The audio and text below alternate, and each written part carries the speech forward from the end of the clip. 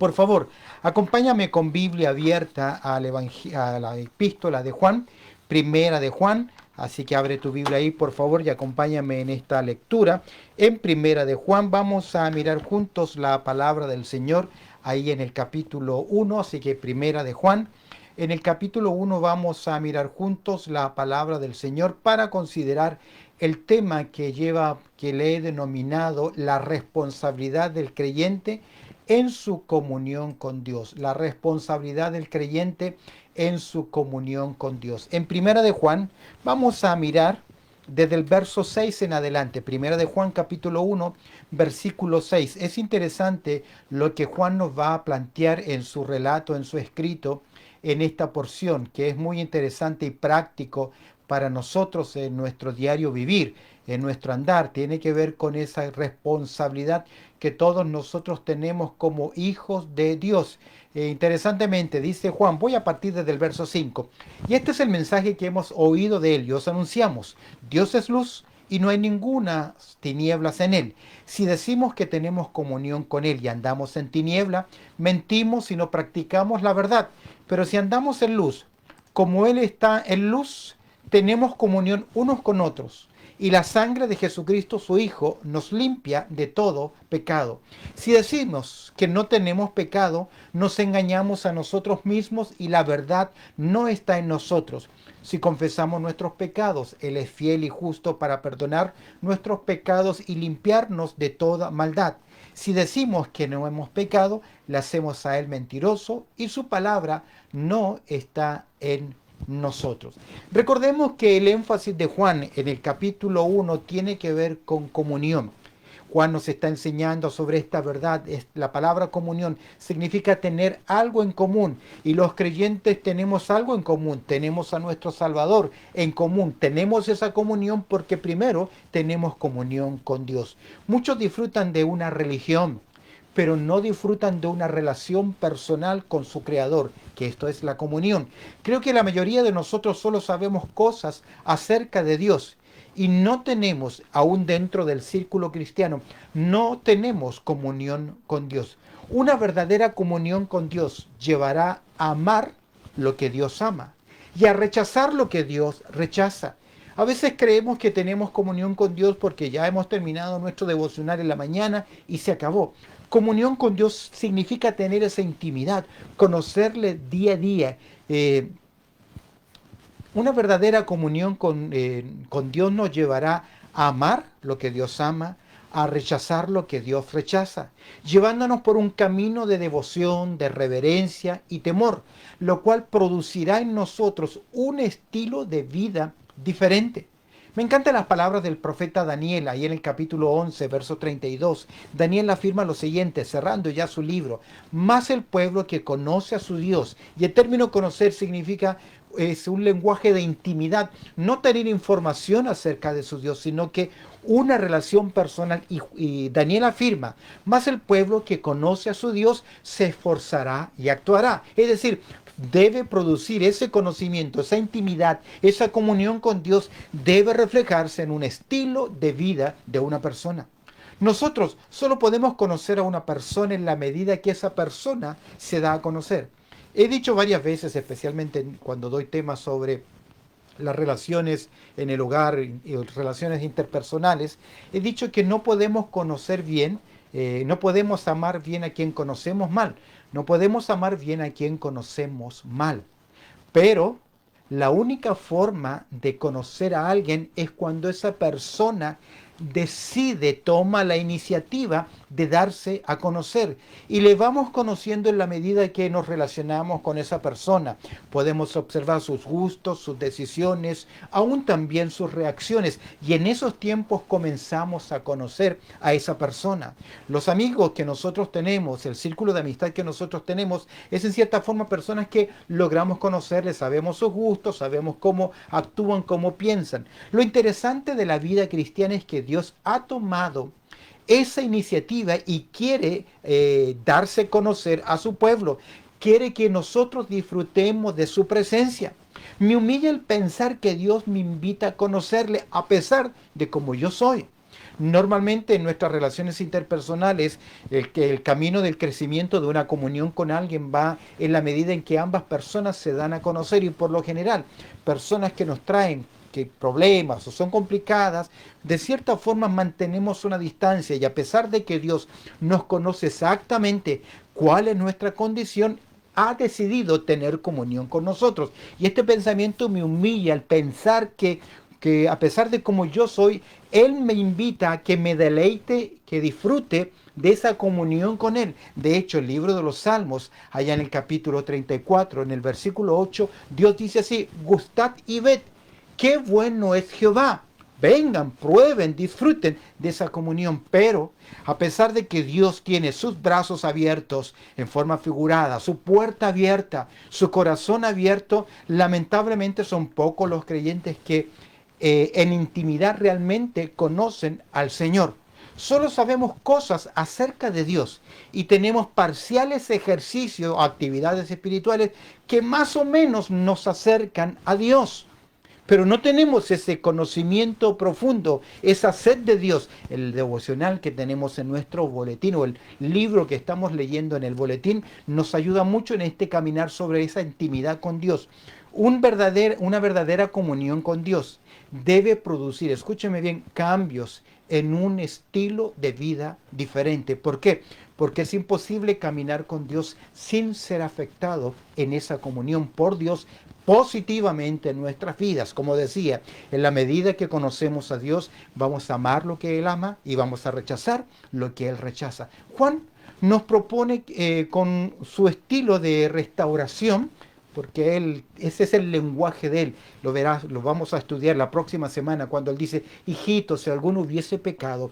Juan nos propone en su estilo de restauración el hecho de solucionar nuestros problemas espirituales, como si estuviese diciendo: hermano, si te has equivocado, si has pecado, sí hay una forma de poder restaurar esa comunión con Dios, ya que Dios está interesado y nos invita.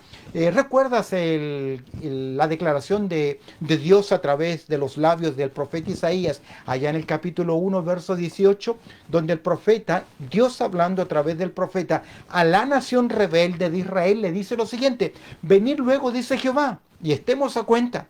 Si vuestros pecados fueren como la grana, como la nieve serán emblanquecidos. Si fueren rojos como el carmesí, vendrán a ser como blanca lana. Ahí hay una invitación de parte de Dios. Venid luego, dice Jehová, y estemos a cuenta. La idea es: razonemos, conversemos, tengamos comunión. Y Juan tiene ese interés. Consideremos entonces la responsabilidad del creyente en su comunión con Dios y la respuesta divina a la confesión de nuestro pecado. Veamos en primer lugar la responsabilidad que todos nosotros como creyentes debemos tener. Vamos a mirar el verso 6, verso 8 y también el verso 10. Y al mirar la responsabilidad de cada creyente, cuál es nuestra responsabilidad en cada creyente, creo que observes en primer lugar el sentido negativo. No niegues, nos dice Juan, tu pecado. En el sentido negativo, nuestra responsabilidad es, en sentido negativo, no niegues tu pecaminosidad. Si no admitimos nuestra condición pecaminosa, estamos mal. Juan nos va a decir: si tú niegas esta verdad, si tú no reconoces tu condición de pecaminosidad, en primer lugar estás en una falsedad, estás mintiendo. Verso 6. Si decimos que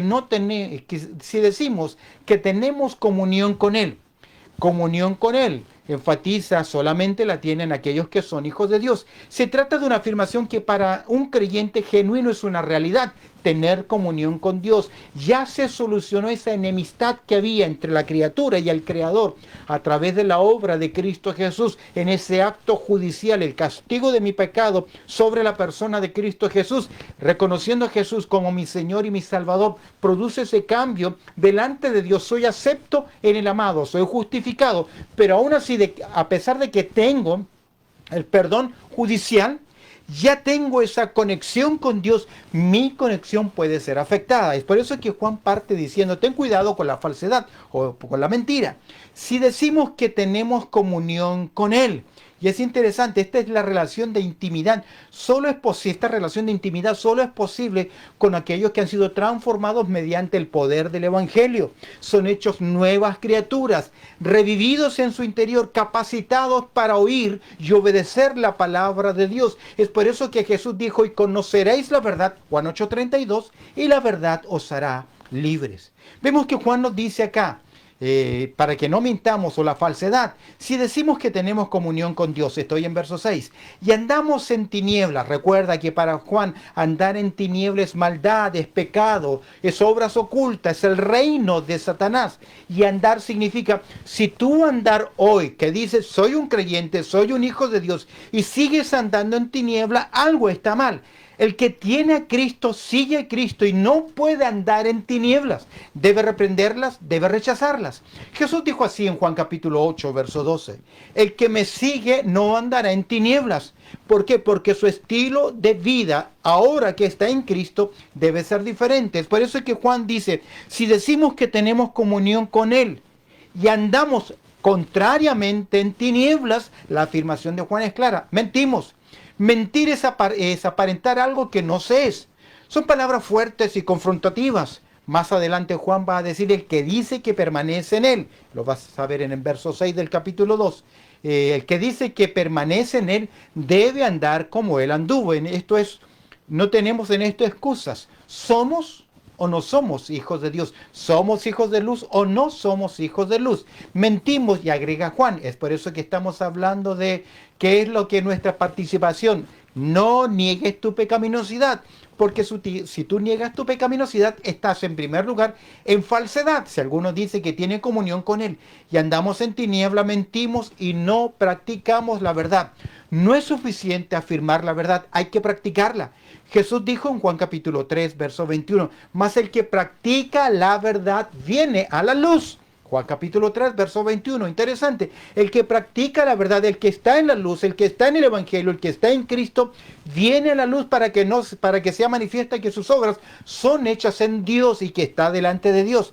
Practicar la verdad es imitar a Cristo, siguiendo fielmente la doctrina del Evangelio. Es por eso que Juan nos dice entonces, en primer lugar, nuestra responsabilidad es no niegues tu pecado, que no haya falsedad. En segundo lugar, que no haya engaño en nosotros. Versículo 8, la primera parte, que no haya falacia. Primero, que no haya falsedad y que no haya tampoco falacia, engañándonos a nosotros mismos. Si decimos, presta atención, el verso 8, la primera parte, si decimos que no tenemos pecado, y este es un problema.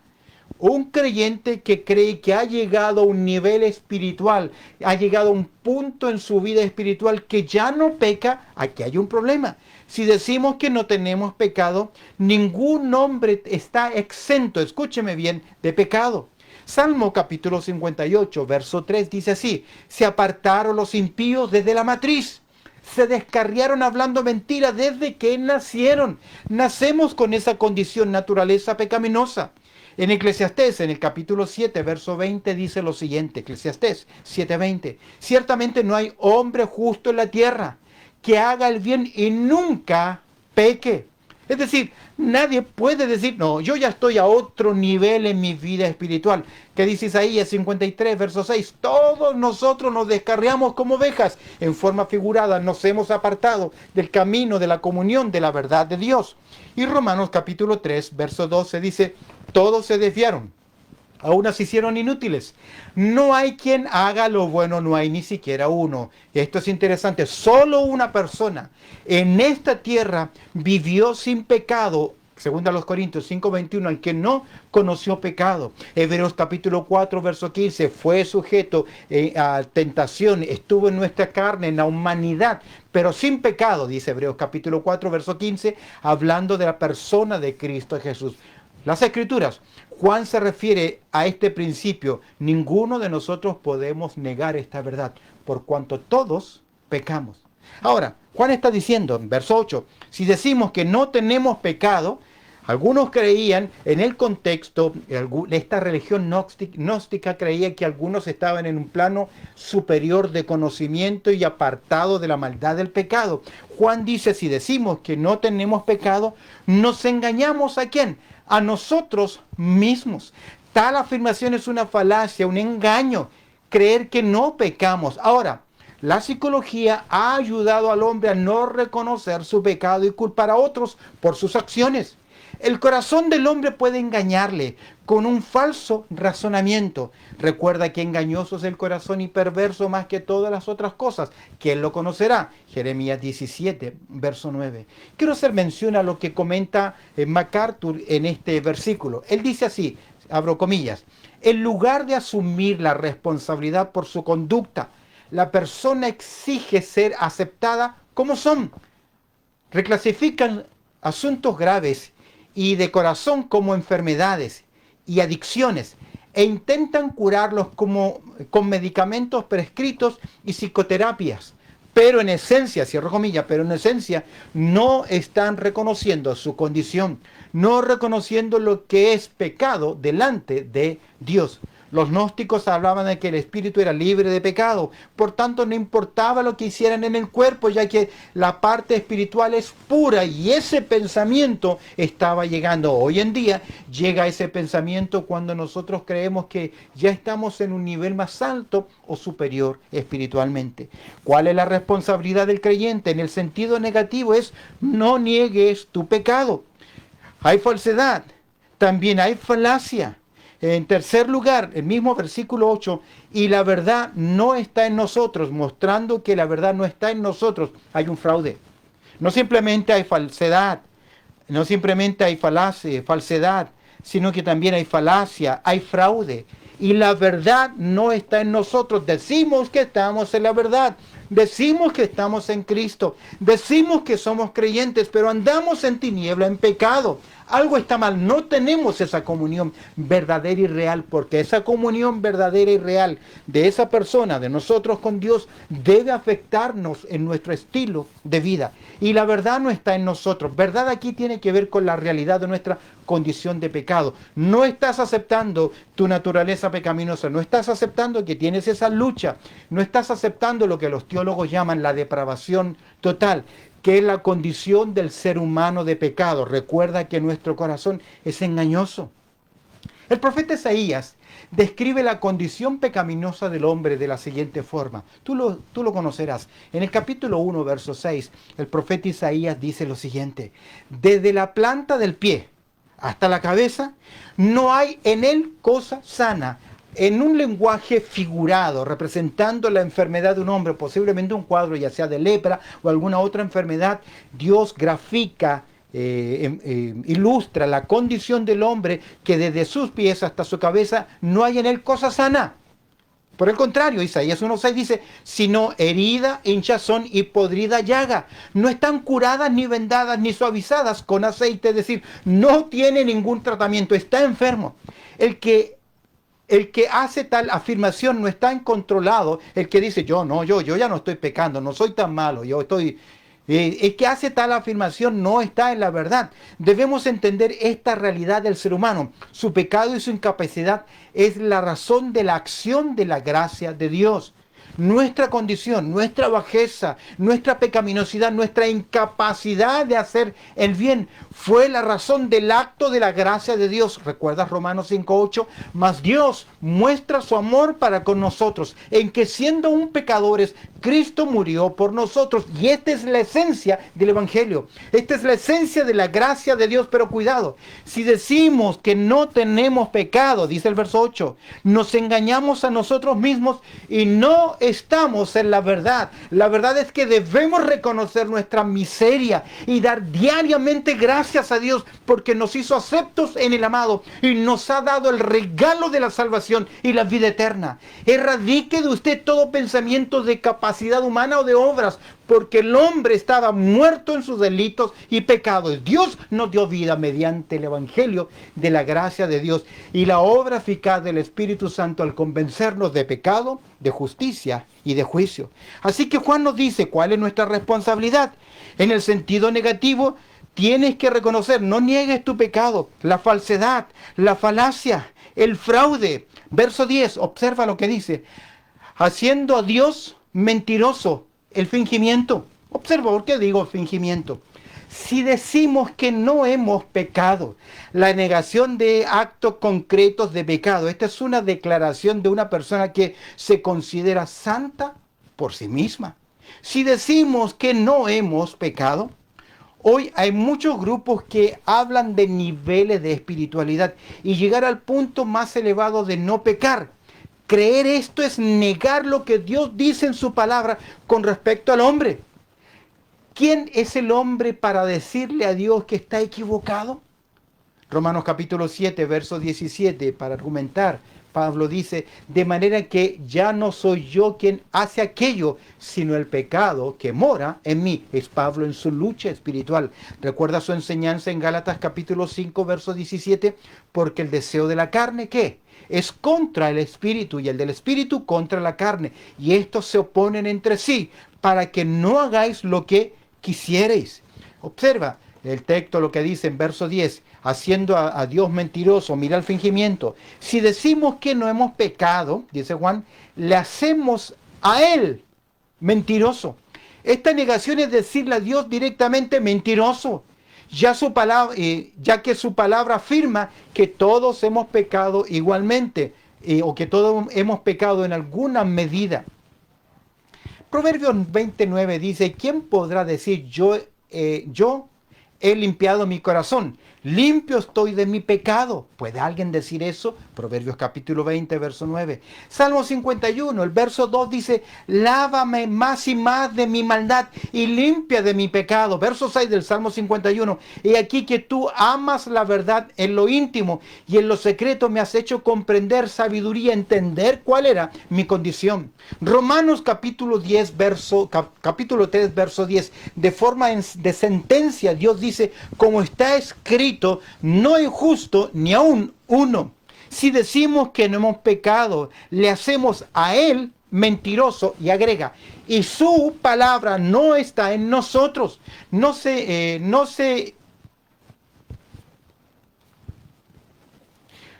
si es la... yo quiero que veas acá que su palabra no está en nosotros. No sigue la norma, la conducta de la palabra de Dios. Esta es una declaración, y su palabra no está en nosotros. Esta es una declaración importante, porque el Hijo de Dios, el creyente, debe vivir la palabra, y esa palabra que ha sido implantada en su corazón, y esa capacidad de oír a Dios, esa libertad de poder obedecer a Dios, Dios ya la hizo posible por medio del Evangelio. Ahora es mi responsabilidad seguir la voz del buen pastor, y esa palabra debe actuar en nuestras vidas. Solo voy a mencionar un par de textos. Colosenses capítulo 3, verso 16, afirma que la palabra de Dios debe abundar en nosotros. Dice así, Colosenses 3, 16, la palabra de Cristo more en abundancia en vosotros, enseñándoos, exhortándoos unos a otros en toda sabiduría, cantando con gracia en vuestros corazones al Señor con salmos, himnos y cánticos espirituales. Que la palabra de Cristo more en abundancia en vosotros, la palabra de Dios morando en nuestras vidas. Primera Tesalonicenses 2:13 dice, la palabra de Dios, la cual actúa en vosotros los creyentes, debe morar en abundancia, debe actuar en el creyente. Y Primera de Pedro 2:2 dice, desead como niños recién nacidos de la leche espiritual. Usted y yo debemos desear la palabra de Dios. ¿Cómo se ve esto? ¿Cómo trata usted a su Biblia? ¿Cómo trata usted cuando escucha una verdad de Dios? ¿Lo marca en su Biblia? ¿Marca, escribe algo, toma nota de lo que Dios le habló? Esa es una forma en que usted va demostrando su amor por la palabra. Usted no puede llegar a una iglesia, usted no puede llegar a la iglesia a sentarse solo como un espectador. Usted debe llevar su Biblia, debe llevar el libro de Dios, debe marcar, no solamente ser un oidor de ese momento, porque no has venido a un show, a un evento, has venido a oír la voz de Dios, y cuando Dios habla tienen que ocurrir cosas en nuestras vidas, y es importante marcarlas, anotarlas, leerlas, volverlas a repasar. ¿Para qué? Para que nuestra comunión sea efectiva. Hemos visto rápidamente la responsabilidad del creyente en el sentido negativo, y al mencionar el sentido negativo hemos dicho que no niegues, no mientas, la falsedad. engañándonos a nosotros mismos, falacia, mostrando que la verdad no está en nosotros, un fraude, y haciendo a Dios mentiroso, fingimiento, engañando, fingimiento. Veamos ahora el lado positivo en nuestra responsabilidad frente al pecado. ¿Cuál es el lado positivo ahora? Yo debo confesar, debo repudiar mi pecado. Debemos confesar y repudiar nuestro pecado. Observa conmigo el tan conocido versículo 9. Lo que debemos hacer para solucionar nuestros problemas. Y es lo que Juan intenta decirnos.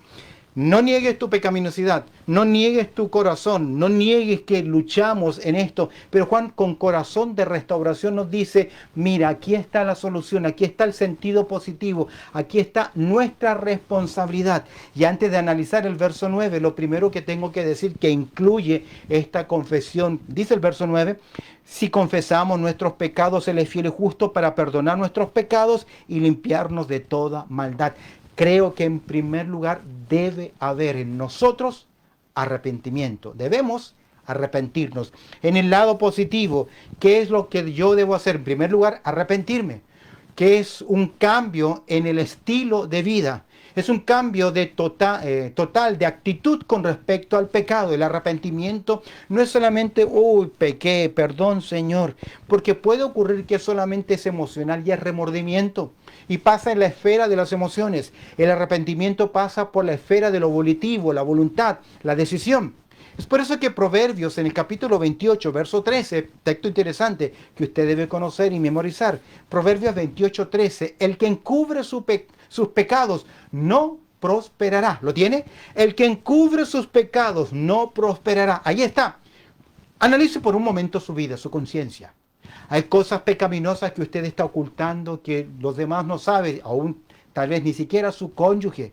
El que encubre, el que está tapando, tratando de que nadie lo vea, el que encubre su pecado, afirma la Escritura, no va a prosperar. Analice ahora su vida espiritual como creyente, su convicción, su gozo, su deseo de servir. Si usted tiene apatía, si para usted es un peso el congregarse, si para usted es un peso la comunión con el pueblo del Señor, algo está mal en nuestro interior. El que encubre su pecado no prosperará. Más, nexo de contraste, Proverbios 28:13, el que los confiesa y se aparta alcanzará misericordia. Eso significa dejar el camino de pecado para seguir el camino recto. Es un cambio en la dirección, es un cambio de acción. Jesús le dijo estas palabras a la iglesia de Éfeso, que había pecado y había perdido su primer amor. El llamado del Señor Jesús a la iglesia de Éfeso en Apocalipsis capítulo 2, verso 5 es arrepentimiento. ¿Recuerdas la porción? Apocalipsis 2:5.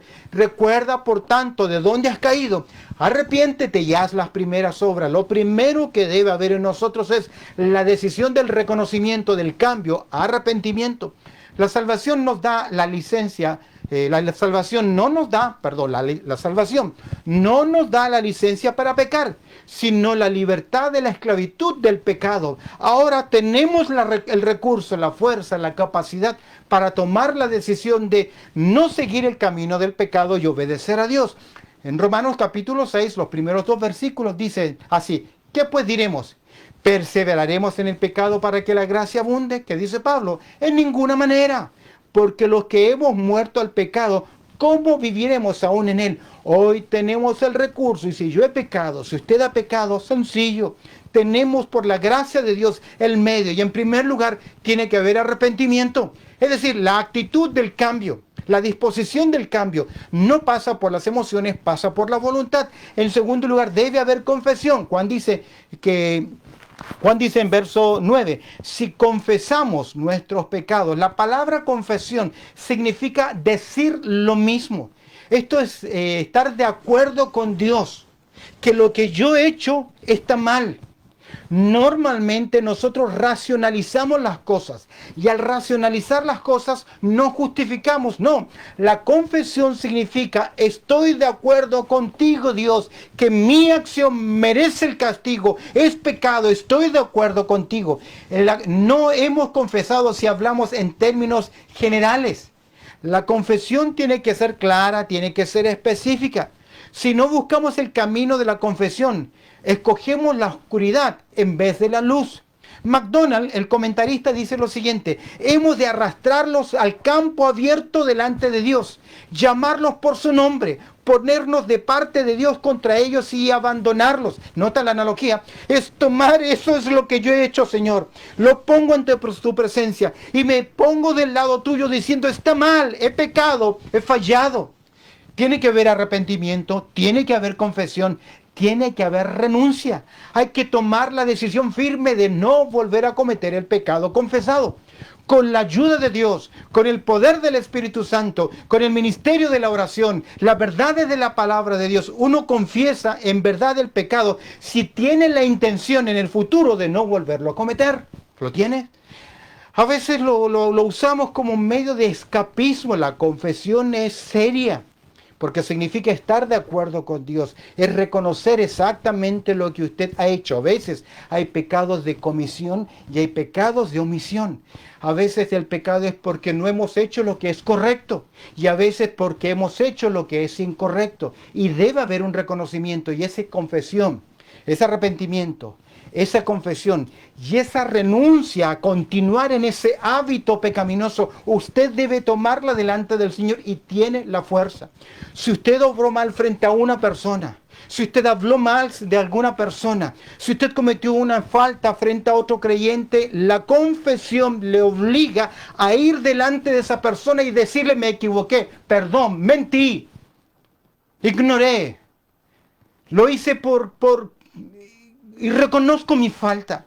Pero si usted se queda con esa mentira sin confesión, primero es la confesión a Dios y luego la restauración, la restitución es con la persona. De hecho, Dios en la antigüedad obligó a la nación de Israel a responder y ser responsable. La restitución era parte de la confesión.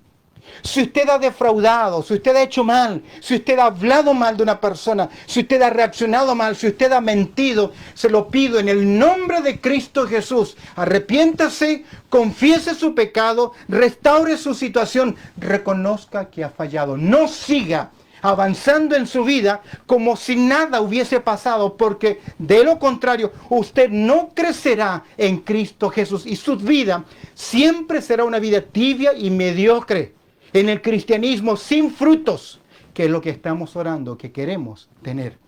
Dios nos ha dado la capacidad para hacerlo. 2 Timoteo 1:7 dice: porque no nos ha dado Dios espíritu de cobardía, sino de poder, de amor y de dominio propio.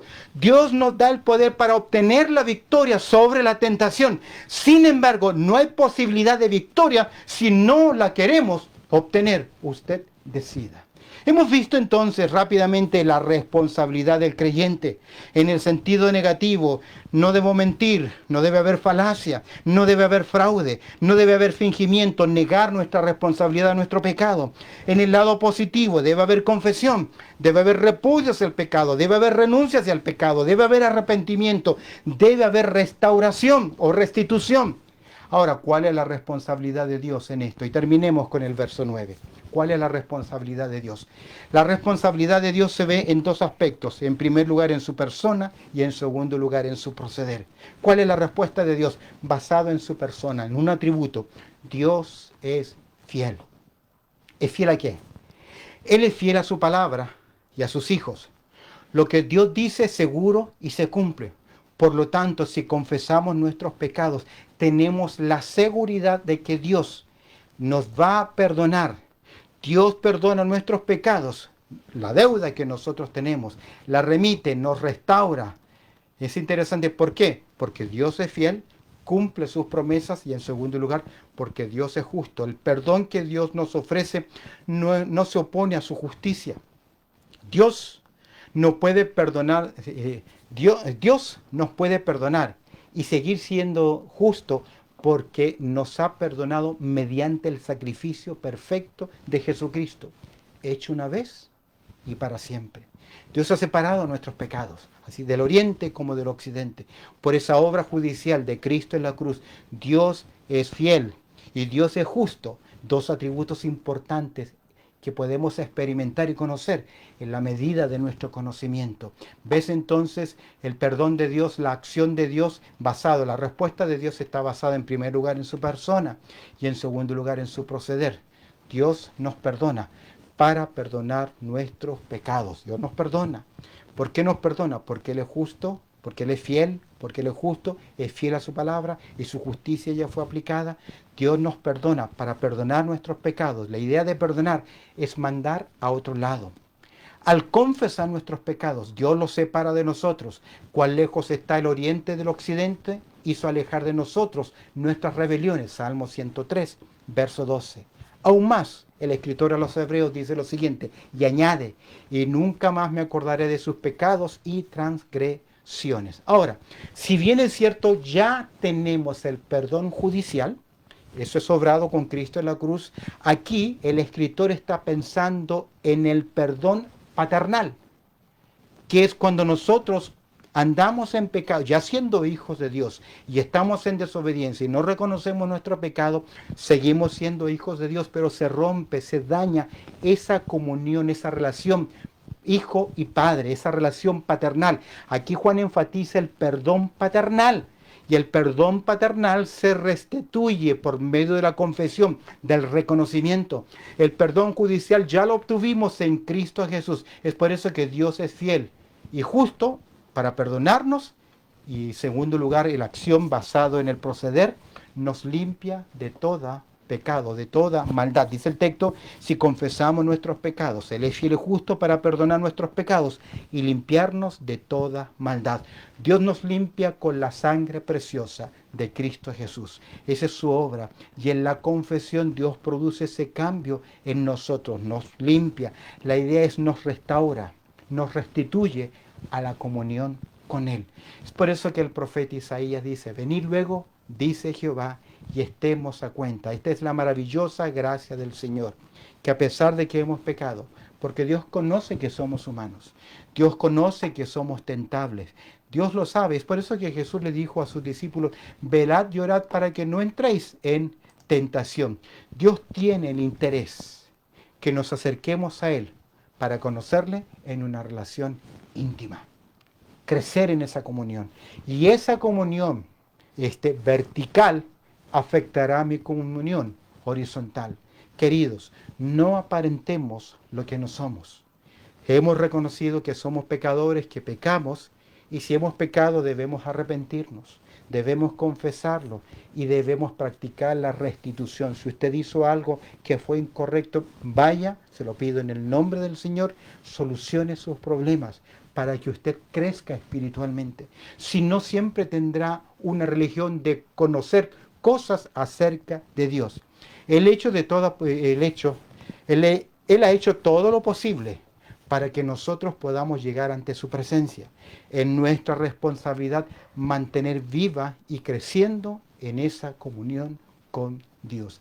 Que el Señor añada su bendición a lo que hemos considerado en el día de hoy y que cada uno de nosotros tomemos nuestra parte en el tema, la responsabilidad del creyente en su comunión con Dios. Bendito Padre Celestial, te damos gracias por tu amor, también por tu cuidado, porque nuevamente nos has permitido a un grupo de tus hijos tener este tiempo especial de oración. Te pido, Señor, que la explicación haya sido clara en la mente de mis hermanos, Señor, y que tu Espíritu Santo se haya movido en libertad para iluminar aquellas áreas oscuras de nuestro corazón que necesitan ser confesadas. Ayúdanos en nuestra progresión de santificación, en nuestra perseverancia como hijos tuyos, que seamos un pueblo que viva en la luz, que se equivoca, pues tu palabra dice, 7 veces cae el justo, mas vuelve a levantarse. Perdónanos y ayúdanos a avanzar. Y te pido, Señor, si hay algún hermano o hermana que durante estos días tiene que arreglar su comunión con un hermano o una hermana, que tú obres soberanamente, de sabiduría, prudencia, y que todo lo que se diga siempre sea, Señor, para tu gloria. Pues oramos a través del precioso nombre de Cristo Jesús. Amén y amén.